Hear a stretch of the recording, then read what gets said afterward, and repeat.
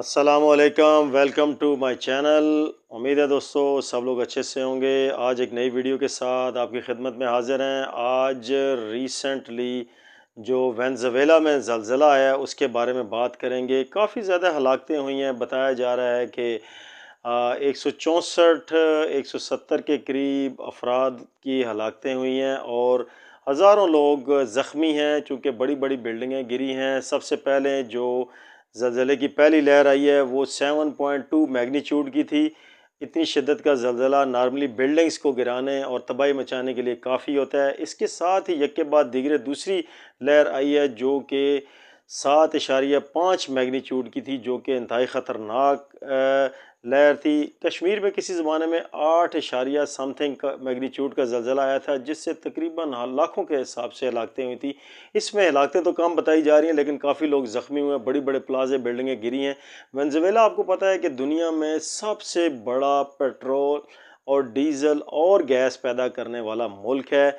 इसके पास petrol, crude oil वगैरह के इतने ज़्यादा ज़खायर हैं कि ट्रंप की नीयत वहाँ पर ख़राब हुई और ट्रंप ने सबसे पहले वेनेज़ुएला के तेल पर कब्ज़ा किया। वेनेज़ुएला दुनिया में ऑयल प्रोडक्शन में टॉप पर है, इसके बाद ईरान, फिर और दूसरे अरबी ममालिक हैं। लेकिन वेनेज़ुएला के पास ये बड़े ज़खायर हैं। इन ज़खायर की वजह से, चूँकि ज़मीन के जब नीचे रिसोर्सेज होते हैं तो इनकी वजह से अक्सर जब गैसेस की मूवमेंट होती है तो ज़लज़ले का बायस बनती हैं। खैर ये कुदरती आफ़त है। इसके बारे में तो साइंस ये कहती है कि जब प्लेट्स की मूवमेंट होती है, ये ज़खायर जिन इलाकों में होते हैं वहाँ पर अक्सर ज़लज़ले वगैरह आते रहते हैं।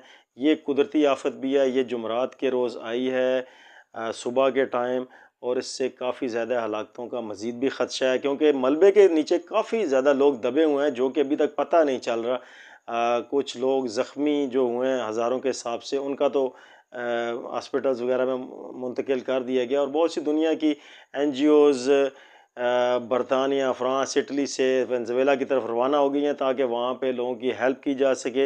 ये कुदरती आफ़त है। साइंस की रूह से प्लेट्स की मूवमेंट की वजह से भी ज़लज़ले आते हैं। खैर, कुरान पाक में मुसलमान बेहतर जानते हैं कि कुरान में अल्लाह ज़लज़लों का ज़िक्र भी करता है। ये एक आफ़त से कम नहीं होती। तो हर वक्त अल्लाह से डरना चाहिए और माफ़ी मांगनी चाहिए अपने गुनाहों की।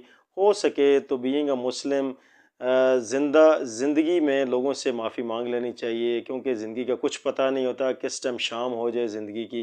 ख़ुसूसन जब इंसान 40 साल का हो जाए तो समझ लें कि ज़िंदगी की असर हो चुकी है। मगरिब होने में ज़्यादा टाइम बाकी नहीं है।